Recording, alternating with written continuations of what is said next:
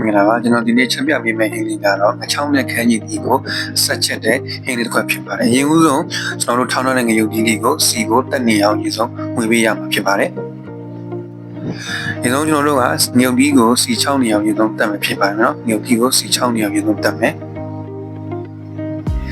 ပြီးရင်ကျွန်တော်တို့ကခန်းကြီးလေးကိုဒီလိုမျိုးပဲလှီထားပေးရမှာပေါ့နော်။ခန်းကြီးလေးမိသားစုခုလိုမျိုးပြီးရင်ငချောက်ထည့်မယ်၊ချုံမုတ်ထည့်မယ်နော်။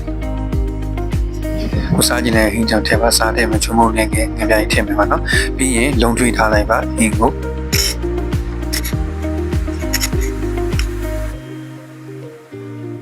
နှံ့နေအောင်လုံထွေးထားလိုက်ပါနော်ငချောင်းရော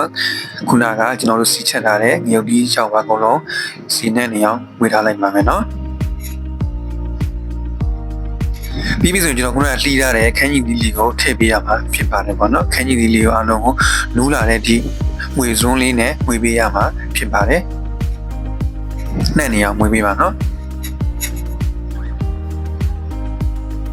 ခုလိုမျိုးခန်းကြီးလေးနုံလိုက်ပြီဆိုလို့ရှိရင်ကျွန်တော်တို့ကရေလေးနဲ့ငယ်ထည့်ပေးရမှာဖြစ်ပါတယ်ခုနကငုတ်ဒီထောင်းထားတဲ့ငရုတ်စပွေရဲ့ရေကိုငယ်ထည့်တယ်ဖြစ်ပါနော်ကျွန်တော်တို့ကတော့ငရုတ်စပွေစုံထောင်းတဲ့ရေနဲ့ထည့်တယ်ယူယူရင်တန်နဲ့ထည့်တယ်ပေါ့နော်ပြီးလို့ရှိရင်လုံးတည့်ပေးရမှာဖြစ်ပါတယ်ပြီးရင်ဟင်းခတ်မွေးကြချုံမုံနဲ့ငယ်များရေးစမ်းတော့နည်းနည်းငယ်ထည့်ပေးပါခုလိုလေးဆူလိုက်ပြီဆိုလို့ရှိရင်တော့နှံ့နေအောင်ဝင်ပေးလိုက်